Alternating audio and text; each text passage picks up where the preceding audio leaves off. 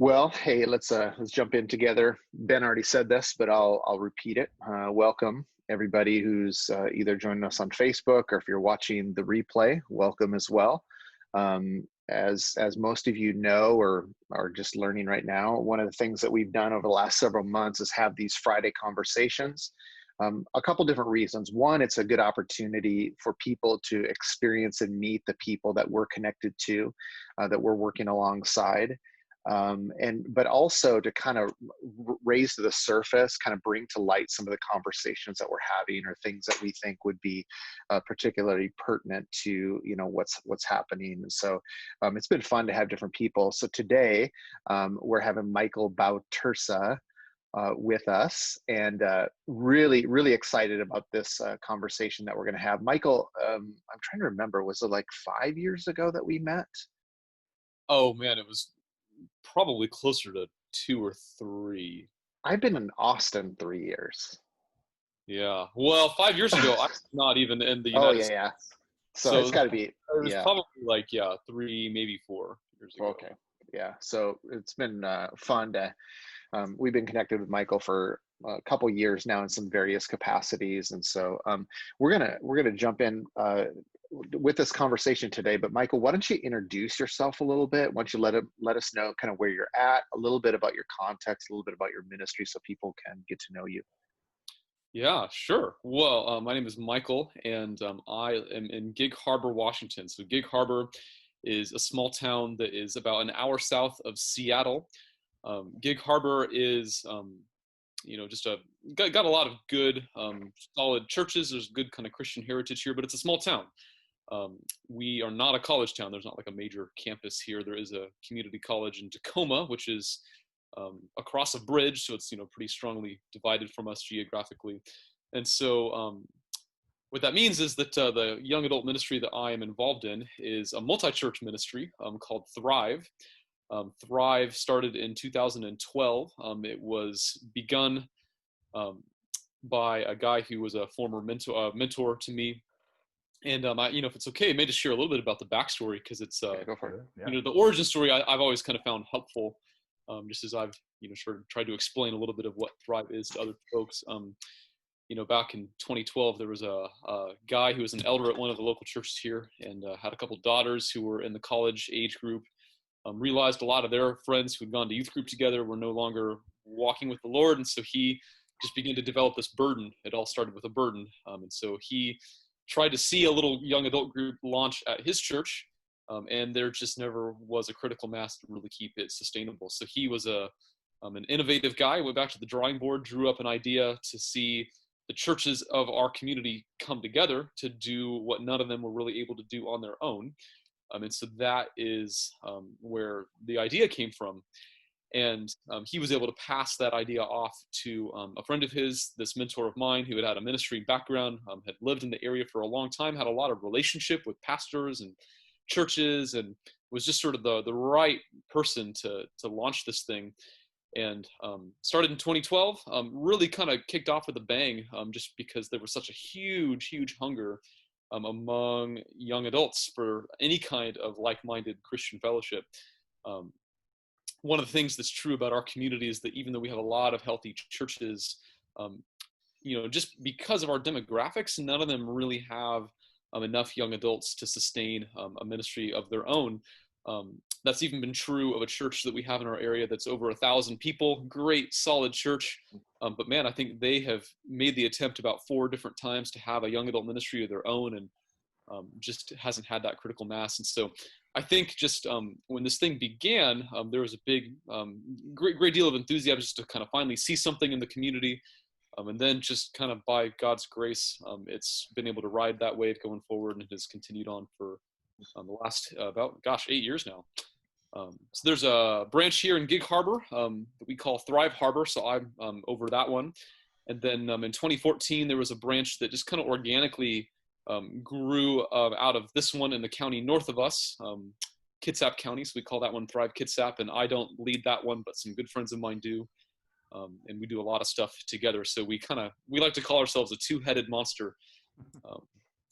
We're a nonprofit. We're a 501c3, and we're all under the same umbrella, but we have these 2 different branches. So. Great. Awesome. That's good. Yeah, so part of the reason that we asked Michael to jump into this conversation today, because just exactly what he shared, that we want to talk today about multi-church ministry, right? And even as Ben and I have been talking about this over the last several weeks about having different people on, this conversation came about of saying, wow, this is something, as we've talked to, pastors and church leaders and, different people of different communities. If they're in a smaller community, sometimes this really makes sense. And it's kind of fun because Ben was mentioning this when we first hopped on the call, was all three of us have been a part of a multi-church ministry and understand the unique opportunities, the unique hurdles. And so I think it's going to be a really, really fun conversation today. So that's what we're going to dive into now. Yeah. We have like our own little secret multi-church ministry handshake or something. There you go. Yeah. It's an elbow bump these days. Yeah. Pandemic version. Yeah.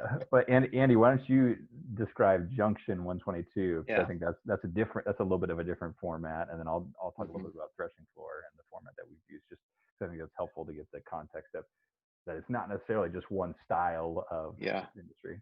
Yeah, so where Ben and I actually first met and started doing some ministry together was youth ministry and then young adult ministry.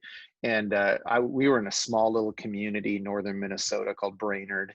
And when I took the pastoral position there, asked them to put the college young adult ministry under my job description because nobody was overseeing it. And so they did. And we began to lead that. And here's the kind of the funny thing for us is we stumbled into multi-church accidentally. And here's what happened is we were in this like dingy old part of the church with like early 1990s carpet and like really rinky-dink sound system. And we're like, man, what if we like move this thing off campus? And we had this kind of sweet little concert venue, coffee shop space downtown.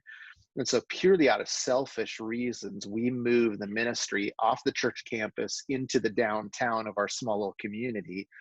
And probably within the first 6 months, it becomes a community ministry. And all of a sudden we have all these young adults from all these different churches coming. In fact, I always tell people that the really cool thing was a couple years into this thing, we were drawing people over an hour one way to come to be a part of this ministry. And in fact, they were so longing and so hungry for those relationships.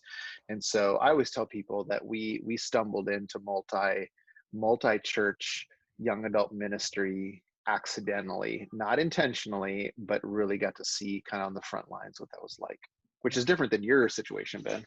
Yeah. So like for Michael, you're technically you're on staff with Thrive. For Andy, he was on staff at a church and doing this ministry that just happened to reach multiple people. For me, initially I was a student actually. I moved up to Fargo, North Dakota, technically Moorhead, Minnesota, right across the river. Was going to school, wanted to start something. Looked me and another guy, Eric, who I was friends with. We kind of visited some of the college ministries, but really felt like, man, there's a lot of good stuff going on college campuses. But from what we found, there was next to nothing for post-college or college age where there was not, but college age, but not attending college somewhere. So we just started this gathering people that we knew and formed into essentially young adult ministry that was made up of missional communities. If you're familiar with that terminology, gathering a small group, sharing meals. So we didn't have any staff. We weren't officially associated with any church. Most of us went to an EFCA church in Fargo, North Dakota, and they just as a church really, they're amazing. Love the church overall. They were just saying, this ministry doesn't have to be associated with us. If you guys, we don't have anything for young adults, take the young adults and do something with them. We bless you in that. We encourage you in that. So we ended up, having multiple communities that have met over the years. And it's actually, wild to think that it'll be 10 years of doing that, starting in August.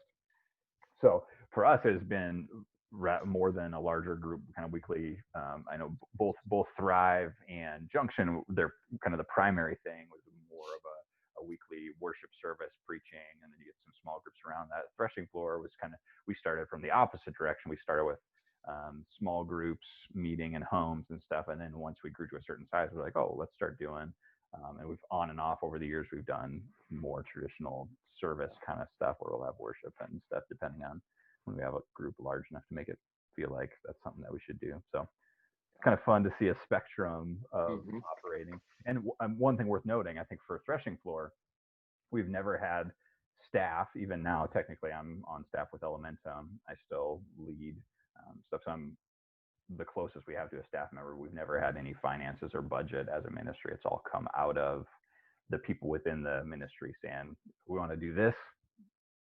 You guys help fund it. So that's good. Well, here's where I think we need to start, because I think there's a realization that multi-church ministry has some unique challenges and unique hurdles. And so let's maybe jump into that kind of conversation is what are some of those unique challenges, hurdles of leading a multi-church young adult or college ministry? Yeah, well, if it's all right, I'd love just to really quick just mention like a couple of things that I really think make it worth it, that are really some of the benefits. And then kind of, I think the challenges will make more sense in light of those things. Go for it. So first of all, like the context obviously is a huge part of it. And there are just, I think, many communities, especially small communities that maybe don't have a college campus, or, may have a college campus, but maybe it's a community college campus that just is not necessarily quite as big or as stable as a, big 4-year public school. Just means that like, churches are going to not be able to have a critical mass on their own. That's definitely one thing. But I think even beyond that, one of the things that I think we've really experienced is that young adults are really looking to meet new people. They really want to broaden their social pool quite a bit. So if you're in a small town, you grew up in a youth group, you're at a stage in life where you're trying to find your special someone that you want to get married to, and you're looking around that circle of old youth group friends, and you're thinking, man, I love these people. I'm not sure that my person is going to be in this group. So, there's kind of fish isn't in my pond. Yeah. I mean, kind of saying it how I think it is, like, so I think there's a big hunger to meet new people. I also think that, especially among millennials, Gen Z, there's such a desire to be a part of a cause that's bigger than yourself. Flying the flag of the Presbyterians or the Baptists is not nearly as compelling as flying the flag of Jesus. And I think one of the things that we've seen is that when all these different churches and church cultures come together, it is so cool. Like we get folks who come from really charismatic backgrounds. And then we get folks who come from these really Bible churchy kind of backgrounds, and all the folks from the charismatic backgrounds realize, oh my gosh, like I'm meeting these people who love scripture. I need to like get into the word more. And then on the other side, people on the other side of the spectrum say, man, I need to be more open to the work of the Holy Spirit in my life. And there's just, I think it kind of helps take us out of unhealthy tribalism sometimes. Like I also have just especially recently seen how I think multi-church ministry also can be a real catalyst to bring greater church unity in a community. I might talk about that a little bit more later, but just want to say that like I really think it's a beautiful form of ministry. It's a real sweet spot. It can really be the right thing, I think, for a lot of communities.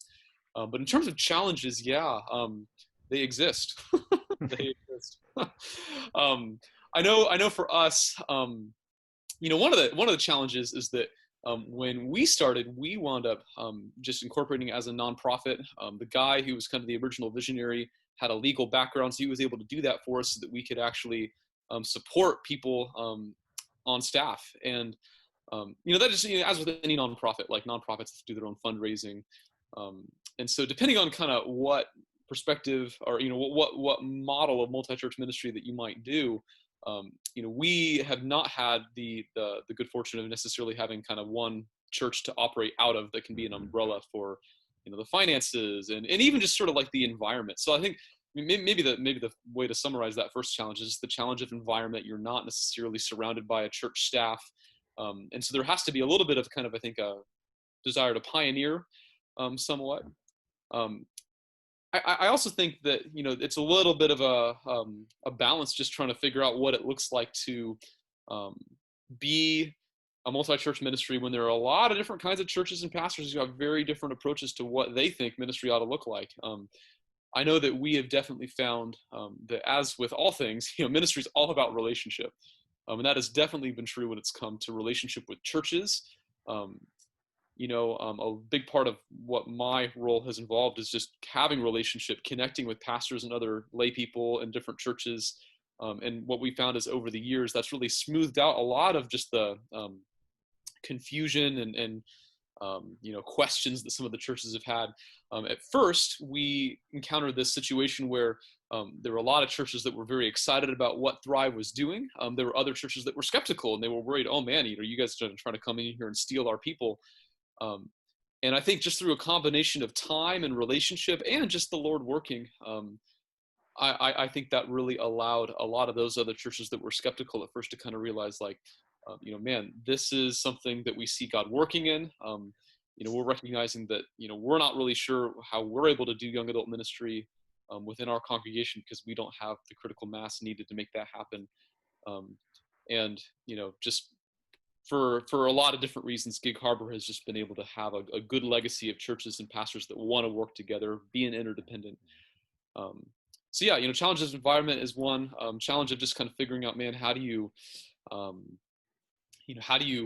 just link arms with different churches and groups in the community? So those are two that come to mind. One of the solutions that we have been working toward, especially when it comes to that first challenge of environment, is to kind of follow the Young Life model. I don't know if Young Life would be big in some of the communities that you guys may be from who are listening to this, but Young Life is a ministry that's really big out where we are. And one of the things that Young Life does in every community that they operate in is they have a committee of basically older adults who are real champions for what Young Life does. And so we're fortunate to have a lot of older adults in our community who really care about young adult ministry, like they realize how important it is. And so we've been building a committee of those folks who want to come around us and kind of help with just some of the structural stuff like fundraising that we need to do to be sustainable. So that way, guys like me can be freed up to actually do ministry, pastoring, preaching, just all of that stuff. So we found that, just bringing in some help can just give us the right footing that we need in the community to continue to thrive, pun intended. Along those lines, I think the two things that come to my mind that I've seen as challenges for us and then injunction as well, I think one is communicating what you're doing. So I think a lot of people, and you kind of touched on that, the idea of like part of the struggle of engaging with churches is being able to communicate effectively. Say, here's what we're doing, here's why we're doing, here's why we're not a church, and here's why it's beneficial that we're this kind of thing that's maybe a little bit in between, the communicating piece. And then I think the leading as a leader, particularly, you kind of mentioned this too, Michael, that you need to be entrepreneurial. You need to be able to be clear about here's where I feel like God's calling me, here's where we're going, because you're going to have so many people and organizations and other stuff around you saying, go this way, go this way, go this way. And I think there needs to be a real clarity. And that can be a challenge to say, okay, this is the way we feel like we're called to go. We're going to pursue that. Yes, we'll get input and we'll listen and, take good counsel from around us, but to continue on that course versus just following, whatever is pulling hardest in the moment.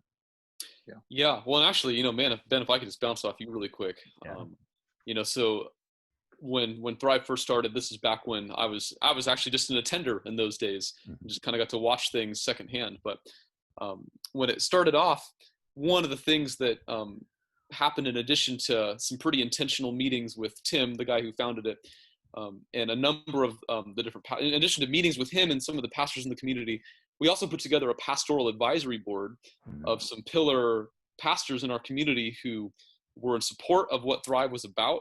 And we put those names on our website because we wanted to communicate that, look, we're not wanting to pretend that we're a church. Every week at Thrive, we try to make the point to say, hey, look, Thrive's not a church. We're a multi-church community. And, by putting those names of those pastors on our advisory board on that website, it was just our way of communicating that we want to be under the authority of the local church.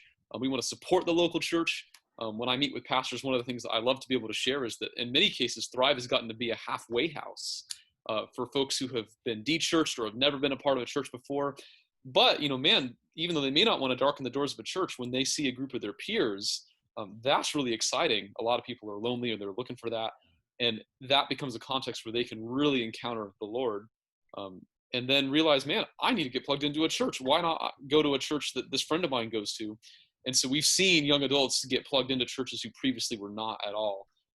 And so definitely just, we want to do whatever we can to kind of communicate that, man, we have a posture that is like absolutely in favor of the local church. If anything, we just want to extend the reach of the local church and just do something together that no one of us could do on our own. So maybe, so here's a question kind of building off of that is, what have you guys seen over the years of doing multi-church ministry? What are some things that have worked really well, or things that you would say, hey, this is, if you're leading multi-church ministry, this is something that you should probably be focusing on or prioritizing or doing?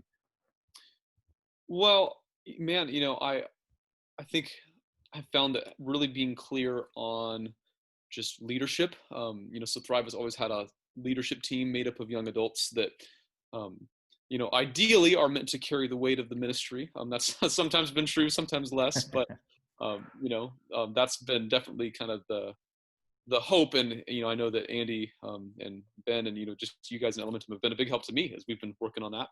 But, especially because if you're a leader who's kind of an entrepreneur and you're not working right alongside a senior pastor or a church staff, you can't do it on your own, and you're going to really need to have other young adults that you are bringing around you, kind of like your group of 12, like Jesus had his group of 12. And so, those are going to be the people that you're going to be investing most in, but those are also going to be the people who are really going to build the ministry. They're going to be the key inviters. They're going to be small group leaders. They're going to be worship leaders. So that's been huge. Another thing that I think my predecessor leading this thing really set a good precedent for was just being really kind of risky and just giving young adults opportunities to really be thrown into challenges above their heads and just watching them grow and rise to that. For me, I remember within the first couple of times I showed up, he approached me and said, "Hey, why don't you preach next week?" I'm like, "Oh my gosh, I don't even know how to do that." But just did it. And the first time was probably terrible. But, I think there were a lot of people who really kind of found their feet and Thrive as preachers or as worship leaders because there was an intention to have a culture of leadership development. And so all of that, I think, just kind of raises the spiritual temperature in the room, and it kind of allows that leadership team to just have ownership and to bear the weight of the ministry, which you're going to need if you're kind of doing multi-church. So that's definitely a practice. Ben, love the thing that you said about communication. We have a number of lay people who are financial supporters. And so, just keeping in communication with them. Same thing with pastors and church leaders. I have just tried to make it a point to really be present with, for example, a local pastors gathering that meets in our community, and just try to really be present at that, just so that way we can just do as much as we can to show that, like, we don't want to be rogue. We want to be like working right alongside all these other churches. So that's huge. One other thing that we do in Thrive is we do a midweek gathering that has time of usually a dinner, then a time of worship, a message, and then discussion groups at the end where we discuss what we've heard in the message in small groups. And we invite local pastors to come and to be our speakers. And that allows them the opportunity to actually see inside the ministry and feel like they have a stake in it. But it also allows young adults to see the local church held high and to realize, man, like, this pastor is someone who I can relate to. He's coming out to speak to us as young adults, and it's a way for us to really exalt just the different churches in our area. Well, Andy, what would you say for that? What are some key practices in the church? I think, Michael, you mentioned it. I think that there's almost a sense where you have to understand the weight of building relationships as part of what you need to do, right? Where in a natural church setting, you have those kind of defined relationships on staff. And so it's easy in terms of just like what that looks like. And so when you're multi-church, I think there's a greater responsibility and weight that's added into being kind of relationships. And secondly, I would say is almost like over communication, because there's so many different avenues and vehicles and touch points within a community. The moment you think you're over communicating is probably just the moment that you're actually communicating enough, with the other churches, with the young adults that are happening. And so I think that it's it's an added kind of weight or responsibility, I think, if you're leading a multi-church in those areas of relationship building and in communication as well. Yeah.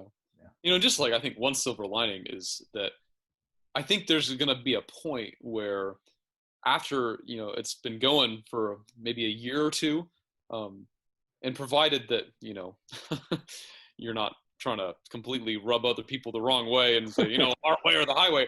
I think eventually, like, people will come around to the idea that, oh man, like maybe this is a good thing. Like I definitely don't really feel like I need to worry anymore about kind of putting out fires with, churches sort of being afraid of what Thrive is about or anything like that. I think at this point, like, it's been established and there's just a lot of really positive favor in the community. So, I think you can get to that point for sure, and just feel a lot more free to charge ahead with just good old fashioned ministry. So I think that would be a good segue. I'd love to talk for just a minute or two while we have a few minutes left of like, okay, so, and you started this, Michael, like, let's say somebody is thinking about multi-church ministry. They're thinking about, maybe this is an avenue that we want to do within our city. What would be some, kind of some starting points or some key practices or things that they could do as they think about forging head? Ben, you've been on the front lines of doing that. What would you say in terms of maybe some wanting to start a ministry? I would say, like, and this, I don't know if this would be controversial or not, but I would say start with the young adults. I think even if you are in a church, if you're there and you see that need and there's not a space, there's not it's not something that's necessarily welcome in your church specifically, say, just start something. Like, start getting together with a couple of young adults. If there are people who have a desire for it, start getting together and talking and praying and kind of see where that leads. It doesn't need to start with this, this big, okay, now we have a name. Now we've got, so for Threshing Floor, it was 2.5 years before we actually were official as a ministry. Prior to that, we were just a group of people, young adults meeting together we had the intention of doing something specific, but it didn't have a name. It wasn't necessarily like public or inviting. And I think there's a lot of power in just beginning small and humbly and saying, all right, God, we got these couple people, because probably if you have a heart to start something like that, it's because there are people around you who either have communicated that need to you or you see that need. So I would say just start there, getting together with those people and praying about it and see where God takes that. What'd you say, Michael? I'd love to hear what you have to say on that. Well, man, I mean, Ben, I love that. I know that is very similar to kind of the start that we had. It began in prayer, and Tim, my predecessor, he just happened to know a good number of young adults, since a lot of those guys he had mentored over the years, and so just kind of shared what they were doing and said, hey, like, would you want to come pray about this? And that was kind of the seed plot where a lot of other things kind of developed as this ministry was getting off the ground. Everything from who were going to be some of the key young adults who were going to be on that initial leadership team. They kind of just emerged, I think, in that process, and even kind of where we were going to meet. We were able to find a neutral place that was not a church. That was kind of where we started. So that all began with just gathering young adults and praying, for sure. I mentioned as well that kind of when we were starting, that there were a lot of intentional meetings with different pastors and church leaders, just to kind of over communicate and say, hey, here's kind of what we're feeling like God is calling us to do. We don't want to come across as a threat. We're not out here to steal your sheep. In fact, if you want to see a young adult ministry happen in your church at some point, like, our posture would be, how can we help? We don't want to be the only show in town, but here's kind of what we're feeling called to do. And so we just want to let you know that, invite you to come out and speak, or invite you to, be involved in it. So that was definitely, I think, a good step. Okay. And, it might also just be worth, like, maybe doing a little bit of research too, just into your community. And, maybe there are other groups of young adults gathering that maybe you're not aware of.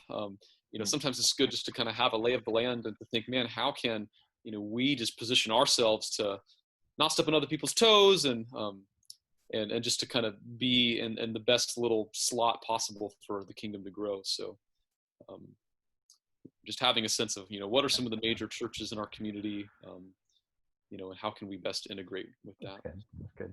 One thing I would just add as a response to your second point there about ask, I think it's really good to go ask, notify or communicate with other pastors and stuff. But I would add on to that, if you're starting something and you get pastors who are rejecting or shutting down what you're doing, don't take that as a red light. Because some churches and organizations in the community have no interest in participating or saying, no, I don't want you to do this, does not necessarily mean that you should not do it. They're obviously listen to the Holy Spirit, follow God's leading in that. But we definitely had the experience where there was 2 or 3 early on where we sat down with two of the churches were like, please don't involve us in this. Don't try to recruit young adults from our church. Another one was outright like, you better not do this. We don't like what you're trying to do.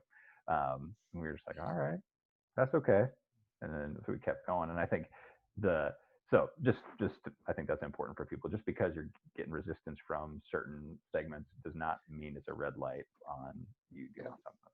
Yeah, that's good. Because one of the things I encourage people is to understand that initially when if you're starting a multi-church young adult ministry, you're not going to have 100% buy-in. In fact, there's going to be kind of variations and almost a timeline of buy-in. The way I describe it to people is you're going to have like your innovators, your early adapters, your mid adapters, your late adapters, and your never adapters, right? And you got to understand, if your goal is 100% buy-in from the community, you're probably never going to get it.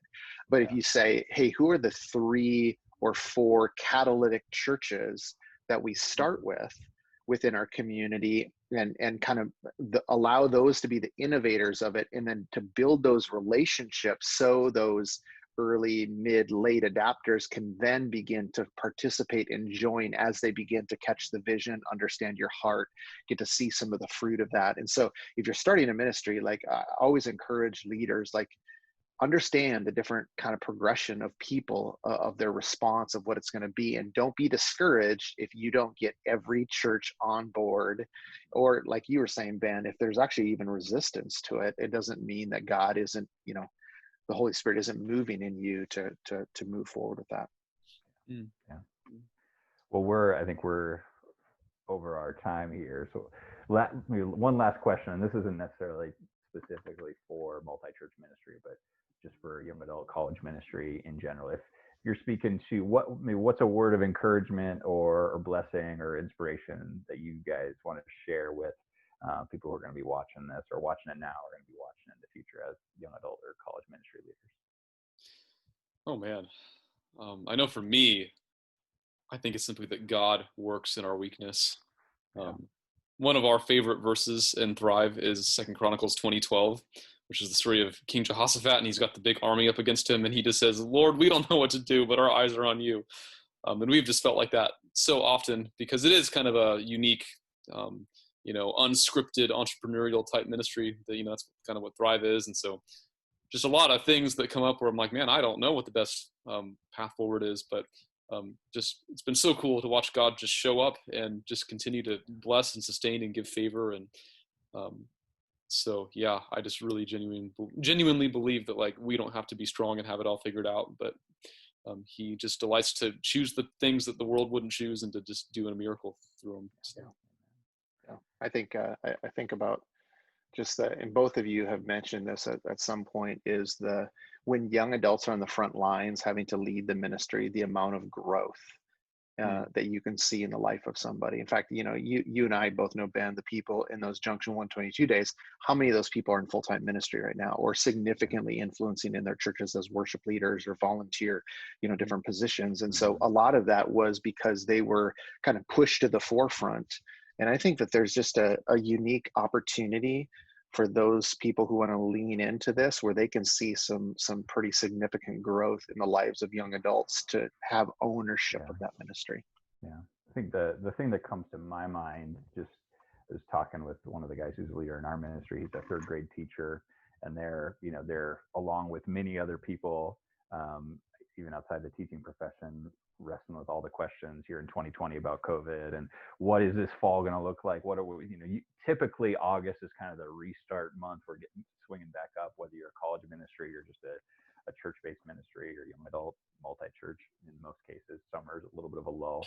But one of the things that I just really want to encourage people is like, hey, don't like make a game out of it. Take some risks. Like, be crazy, especially if you're working with college students and young adults. We are so wired to take risks and to be able to do stuff out of the norm. Like, if you are freaking out about, man, what are we going to do this fall? We can't do welcome week. We can't meet in large groups. We can't whatever. Like, make an experiment out of it. Like, let's try something totally ridiculous and see what happens. And if it doesn't work, blame it on COVID. I don't know, whatever. Blame it on COVID. Like, I think we're just at such a ripe time for innovation and creativity that like, let's not miss out on that. And if you're watching this in 2025, I don't know, that'd be strange. And everything is chill. It's still a great time for innovation and creativity. That's good. That's good. Well, yeah, I think we're out of time for today. So Michael, thanks for being with us. It's been fun to, be on the front lines with you and being partnered with you. It's always a privilege. Ben and I always talk about it, the privilege it is to be connected with so many dynamic, God-fearing, loving leaders.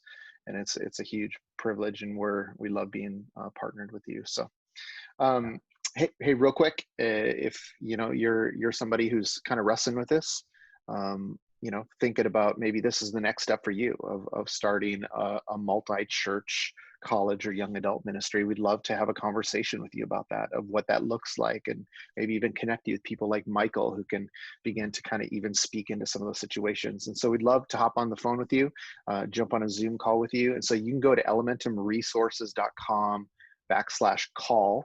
And there'll be a page there with our calendar, and you can jump on a call with us. We'd love to talk to you more about that in the future. So thanks for being with us today. We'll catch you guys at some other point down the road, and have a great rest of the day.